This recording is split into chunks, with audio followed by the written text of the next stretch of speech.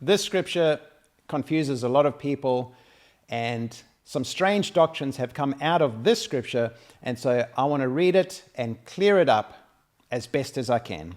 Verse 25 says, "Lest you be wise in your own sight, I do not want you to be unaware of this mystery, brothers. A partial hardening has come upon Israel until the fullness of the Gentiles has come in. And in this way, all Israel will be saved. As it is written, the deliverer will come from Zion. He will banish ungodliness from Jacob. And this will be my covenant with them when I take away their sins."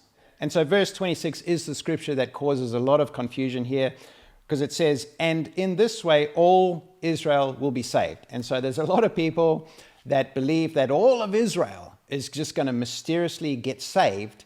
And when is that going to happen? Well, they'll say at the end of the age, because I believe they read verse 25 wrong or out of context. It's set in a future tense, but is it speaking about the future, or is it speaking about now, like Paul's time or the time of Christ? And I believe it's actually speaking about the time of Christ and not some future event. And so let's look at it again. He says, "Lest you be wise in your own sight, I do not want you to be unaware of this mystery, brothers." And it sounds like what he was warning them before. Don't be arrogant, don't be proud, but fear. In other words, you need to understand where the source of salvation comes from. And so he says the same things. Don't be wise in your own sight, don't be unaware. Which shows me this links everything he's saying here with what he's just been saying. Okay, he's using the same kind of language. Don't be arrogant, don't be unaware, don't be proud. Don't be wise in your own sight. Don't be unaware of this mystery, brothers. Okay, and then he says, "A partial hardening has come upon Israel until the fullness of the Gentiles has come in." Are we supposed to see that as all of Israel has just hardened their hearts until the fullness of the Gentiles come in, or until all of the Gentiles that are going to be saved, they get saved, and once all the Gentiles are saved, then at the end of the age, somehow mysteriously all the Jews are going to look upon Christ and just suddenly want to get saved, and so all of Israel is going to be saved? Is that how we're supposed to read it? Or we're supposed to read these verses in context with everything he's just been saying? And I believe we're supposed to read it in context with everything he's just been saying. Because he says here, "A partial hardening has come upon Israel until the fullness of the Gentiles has come in." And what he is saying is that Israel hardened their hearts and didn't receive Christ. They rejected Christ and crucified Christ. And because of that, salvation went out to all the Gentiles, to the fullness of the Gentiles. And all the Gentiles have been included now in God's salvation plan. This is supposed to make the Jewish people jealous and provoke them to jealousy so that they will desire what the Gentiles are receiving, and that is salvation by grace through faith. And so as they get jealous and they desire to receive salvation, then if they abide not in unbelief but have faith in Christ, then they too will be saved. They will be grafted back into the tree. And in this way, Israel will be saved. All of Israel will be saved. All of Israel that is going to get saved, that can be saved, that's still available to be saved, this is how they're going to be saved. In this way, all of Israel will be saved. And so I believe that is the context of what he's talking about. And the thing that really reinforces that this is the context, that it's not talking about a future event where all Israel is just going to, but he's talking about the time around Christ. That is the time period in sight, present day and not future, is because in the very same sentence in verse 26 where it says, "And in this way all Israel will be saved, comma, as it is written, the deliverer will come from Zion, he will banish ungodliness from Jacob, and this will be my covenant with them when I take away their sins." This is a messianic promise. This messianic prophecy appears in numbers of prophetic books in the Old Testament. And they all spoke about a future coming Messiah, the deliverer that will come, and he will banish ungodliness from Jacob, from Israel, and he will make a new covenant and take away their sins. And so that's not speaking about some future event, the second coming of Christ. That's speaking about the first coming of Christ. And so in this way, all Israel will be saved. How? When Jesus comes, when the deliverer comes. and he takes away sin, and they put their faith in him.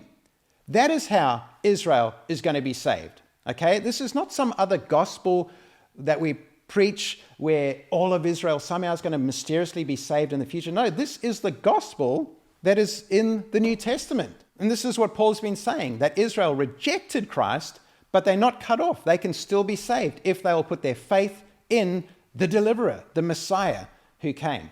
And so even though there's some parts that make this sound like it's futuristic, that's what gets confusing. It sounds like it's futuristic, but if you read it in context, you'll see it supports everything Paul has just been saying about the character and the nature of Israel. And this messianic prophecy shows us that the timeline is not somewhere in the future, but it is around the time of Christ. That's what I believe Paul was trying to communicate in these verses.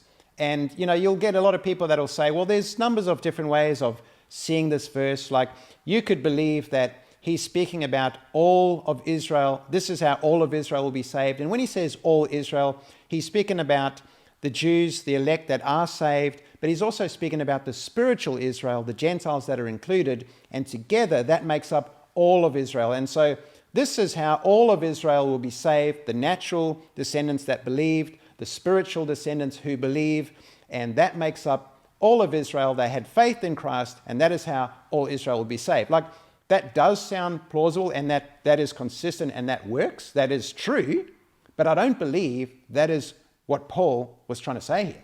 And there's other views. There's many different theological perspectives of interpreting verse 26, all of Israel will be saved. But I believe there is only one perspective, one thought that Paul was trying to communicate. And so I'm not interested in finding out about all the different ways that we could interpret this. I want to know, what was Paul intending his audience to hear and understand when he was saying these things? That's what I want to, because that is the most accurate. That is Scripture. And so you have to put it in context. And if you don't put it in context, then you're going to live thinking, wow, one day all of Israel is just mysteriously going to get saved. And it just leads to some weird dichotomy of the gospel. And to me, that distorts the gospel. Because Paul was explaining the gospel here very clearly. And it's so simple. It comes down to faith. You need to hear the message of Jesus, the gospel of salvation through Christ. That salvation is not through works, but it is through faith in Christ. That's it. That's the gospel. Whether you're Jew, whether you're Gentile, it makes no difference. Jews need to receive Jesus through faith, and Gentiles need to receive Jesus through faith in order to be saved. And if there is some future event that's going to save all of the Jews, then you need to be consistent and believe there's some future event that's going to save all the Gentiles as well. But that is getting into some strange, bizarre territory. And I just refuse to go there. And understanding Scripture in context restrains me from going there. Now, I would love it if all the Jews got saved, and I would love it if all the Gentiles got saved, but I don't believe that that's in Scripture. I believe many will get saved if they put their faith in Jesus. But if the Jewish people don't put their faith in Jesus, they're not going to mysteriously just be saved. And if you believe that they are, then you're believing a different gospel, and you're believing in some strange and weird things.